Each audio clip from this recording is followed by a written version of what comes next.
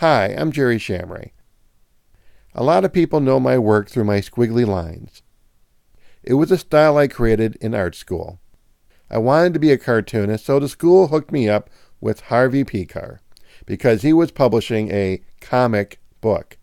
As Harvey told me, American Splendor is the anti-superhero comic book. So there was no funny cartoons, just realistic squiggles. I feel my best work for Harvey was the story, I'll Be 43 on Friday, How I'm Living Now. It was about Harvey walking through his neighborhood, reflecting on his life. I decided to set the story in a park. I threw away the conventional square panels that fill a comic page and let the images bleed into each other to illustrate that Harvey was lost in deep thought and never aware of any given moment.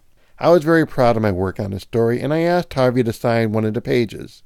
And he wrote, "To Gerry, one of the finest comic book illustrators around today. He probably doesn't realize how good he is.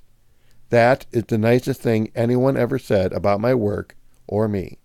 So thanks, Harvey." Though I'm known for my realistic sketches, my dream job would be to write and draw children's books. I joined the Society of Children's Book Writers and Illustrators to learn more about getting published in the children's book market. I'm currently shopping around 2 stories that I wrote. Joey's Riveting Birthday is about a boy who makes a birthday wish to become a frog, which I wanted to do as a kid. And yes, he eats a fly, but who hasn't? The other is Dino Mike, where we have a dinosaur who can't fit through the front doors of his school for class. And even though he's a really big dinosaur, he still has to deal with a really mean bully. School isn't easy, even for dinosaurs. As a sample illustration for children's books, I did my own version of the Mad Hatter, the Mad Catter. He's certainly handsome and charming, but I thought that I should make him an even madder catter. I gave him pop bottle glasses to magnify his wild eyes. I had him sitting in his teacup like an amusement park ride. And I gave him a matching mouse sidekick I named Prue. I joined NOISE, the Northern Ohio Illustrator Society, to get closer to the local art community. Last year, they put on an art show called Music as Muse. I decided to blend the music theme with classic movie monsters, which I love. The creature is mean, and he's green. But he has such long nails, so I figure he'd be an incredible banjo player, as long as he didn't snip the strings. I like to call this the creature that plucks among us. I pictured Frankenstein as a real rock and roller, and he would definitely be Edgar Winter's biggest fan, right? Frank knows how to rock, and I love his sweetness, so I used him in another illustration. There's a bride, there's a son, so now there's a daughter of Frankenstein. It's her first Halloween, and Frank is out with his little girl, who's dressed as a princess. Obviously, Mom did her hair.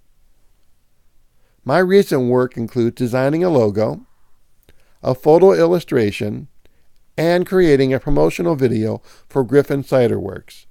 I love doing anything that's creative. It doesn't matter the medium. And now I'm creating artwork for my first solo art show, Fine Lines and Felines. The squiggle is back, only now it's digital through a Wacom tablet. I'm working on large drawings directly into my computer. This is Peaceful Walk, which shows my favorite place on earth. I won't say where this is, because everyone who sees this drawing claims to know where this place is. And who am I to say otherwise? This is Castle Rose, which is Windsor Castle. I thought the bricks would be easy, but can you see how many bricks are on that building? It wasn't easy. And while doing these big digital drawings, I learned that Photoshop has a limit on how large a file can be.